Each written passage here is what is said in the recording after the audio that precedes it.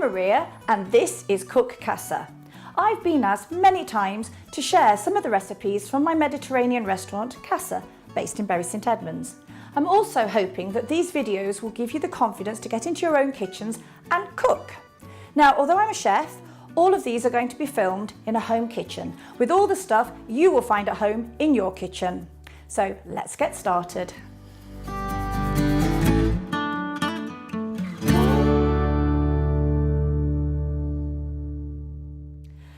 Hi, so we're going to make meatballs today. These are Spanish meatballs and they're really quite simple. There's a few things that you need to make classic meatballs, obviously minced meat. So this is 250 grams of beef. I went to the butcher's and took my own tub, so there was less waste of packaging.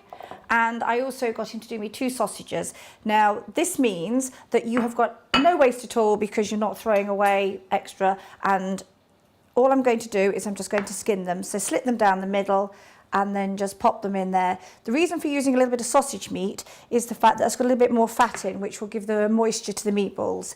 The other important thing is to get a little bit of lightness in there. So, of course, having just handled raw meat, wash my hands, get that out of the way. So the next thing we're going to do is we're going to crush the garlic. Now, garlic responds differently depending on whether you crush it or chop it, or slice it even. So I'm just going to take the ends off there. Easiest way to peel it is to either put a little slit down there like that, in which case it will just unpeel. Sometimes it can be really stubborn, in which case you can give it a bash like that first, which just helps loosen the skin. And then I'm just going to crush the garlic straight into the bowl with the meat. The other thing that we're going to need to put in here to lighten it, otherwise you'll have very, very solid, heavy meatballs, is some breadcrumbs. Now, I've just got the end of a loaf of bread here, which would often go in the bin if not used. It's also, you can use gluten-free bread, so you can make these completely gluten-free. And all I'm going to do here is just break this up into there, and then we'll give it a little blitz round. Pop the lid on there.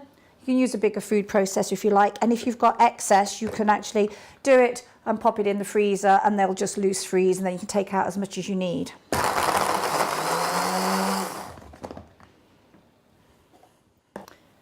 And I'm just going to pop those into there with that. It's about 25 grams or so there. And so we've now got sausage meat, minced beef, breadcrumbs, garlic. We're going to add our spices now. I'm going to use a pinch of nutmeg.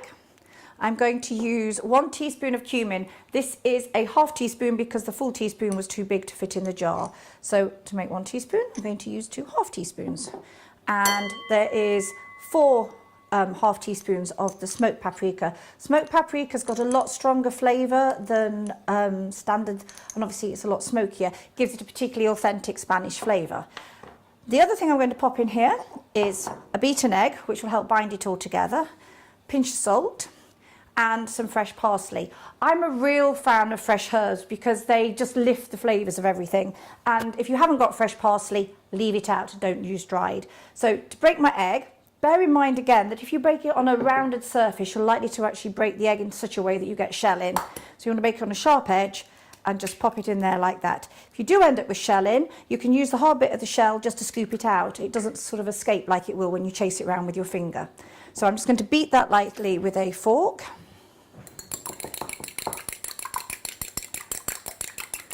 And just finally, say we've got the parsley. So just to show how we would chop parsley, but I've done some already. Ideally, you don't want to have all the stalks and stems in there. If it's going to be totally blitzed into something, you can keep it there for flavour. So just remove all the stalks so you've got the leaves. I washed this earlier. It doesn't really want to be wet, otherwise it just goes mushy. And when you're use a sharp knife and get a rocking action going, and try and just sort of slide through it sharply rather than sort of, which will just bruise it, and it's not very nice at all when you do it like that. So what I'm going to do there is 2 tablespoons going in, 1 tablespoon, 2 tablespoons, so like big pinches basically. And then all we're going to do with that is add in the beaten egg. So all we're going to do now is just add that beaten egg into the mixture of everything else, which is what will bind it. If somebody has an egg allergy, or you're actually going to be making vegetarian meatballs, then you can use chia seeds because they actually produce a good binding agent. So the only way to really get this mixed well is to get your hands in there and give it a really, really good squidge around. It's also very therapeutic. It's like having one of those stress balls that you have on your desk. You get to eat it at the end, which makes it better. So that's now pretty well mixed together. What I'm going to do now is have a little bit of a clear down and then come back and show you a really good tip on how to roll the balls. So, who spotted that there was a lemon in shot the whole time in the first bit of that? That's because you can add lemon, but fortunately it doesn't matter if you don't. So it's very much personal taste. So on to rolling the balls. This is the mix, which can also have 1 tablespoon of lemon juice added.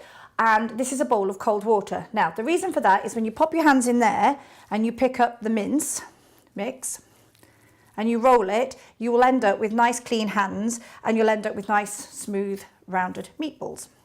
So we're just going to roll these out. I make them about the size of a walnut in their shell. You can make them slightly bigger. They want a little bit longer cooking.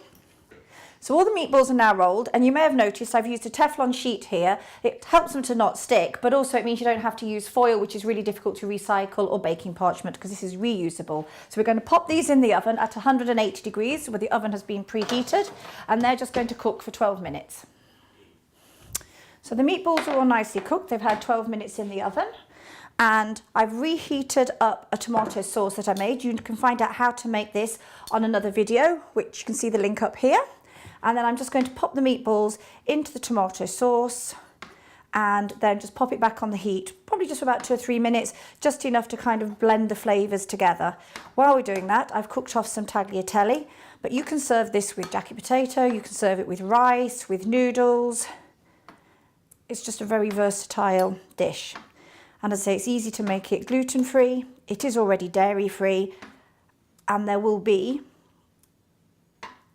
other recipes coming up where we show you how to make vegan meatballs as well. So those are to follow. So I'm just going to pop that back on here, give it a little shake and bring that back up to temperature. So here I've got some tagliatelle that I cooked off. Let's just move this out of the way and then bring my plate in here. These are good. These are sort of spaghetti spoons, but they're also quite good for serving up tagliatelle.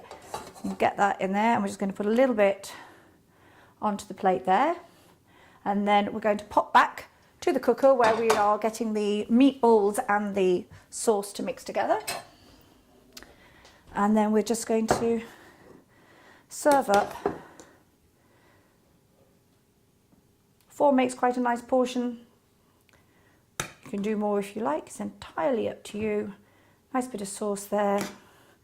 And then if you've saved over some chopped parsley, you can be a little bit chefy and just sprinkle a little bit of parsley on there. And there we have tagliatelle with homemade Spanish meatballs.